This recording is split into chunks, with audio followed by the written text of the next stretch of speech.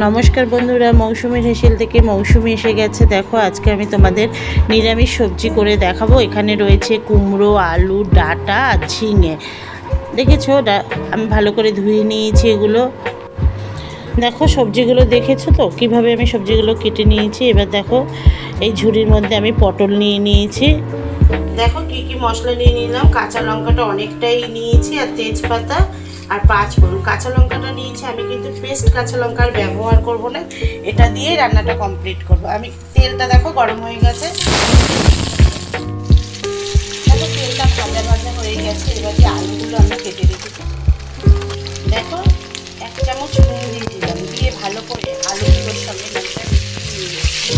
আর আমি যে ডাঁটাটা কেটে রেখেছি সেই ডাঁটাটাও দিয়ে দিচ্ছি না, ডাঁটা সিদ্ধ হতে সময় লাগে, এই জন্য ডাঁটা দেখো ডাঁটাটাও অনেকটা সিদ্ধ হয়ে গেছে আর আলুটাও কিন্তু সিদ্ধ হয়ে এসেছে। এবার যে আমি কুমড়ো আর ঝিঙে এগুলো আমি আর পটল কাটা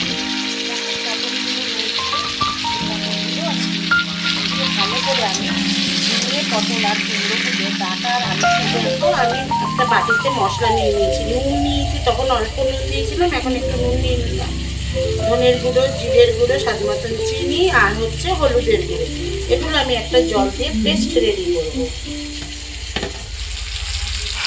দেখো মশলাগুলো আমি দিয়ে দিলাম, মশলাগুলো রেডি করে রেখেছি, মশলাগুলো আমি দিয়ে দিলাম। এবার ভালো করে আমি সব মশলাগুলো মিশিয়ে নিচ্ছি। দেখো মশলাগুলো একদম ভাজা ভাজা হয়ে গেছে, তেলটাও উপর থেকে উঠে গেছে। আমি কিন্তু একদম একটা সবজি করে দেখালাম টাকা দিয়ে। পরিমাণ জল সবজিগুলো সিদ্ধ হয়ে গেছে, যে কারণে জলের পরিমাণটা একটু কম দিলাম। একটু ভালো করে আমি মিশিয়ে নিচ্ছি। দেখো রান্নাটা কিন্তু একদম রেডি হয়ে গেছে। দেখে চলে একটু নামিয়ে রেখে দিলাম। এই তরকারিটা কিন্তু রুটি পরোটা দিয়ে কিন্তু অসাধারণ লাগবে। আমি গ্যাসটা অফ করে দিলাম, ঠান্ডা হলে পরিবেশন করে তোমাদের দেখাচ্ছি। দেখো আমি পরিবেশন করে নিয়েছি। আমি যেভাবে ডাঁটা, আলু, কুমড়ো, ঝিঙে, পটল দিয়ে যে তরকারিটা করলাম, তোমরা অবশ্যই এইভাবে বাড়িতে করে কমেন্ট বক্সে কমেন্ট করতে ভুলবে না, শেয়ার করতে ভুলবে না।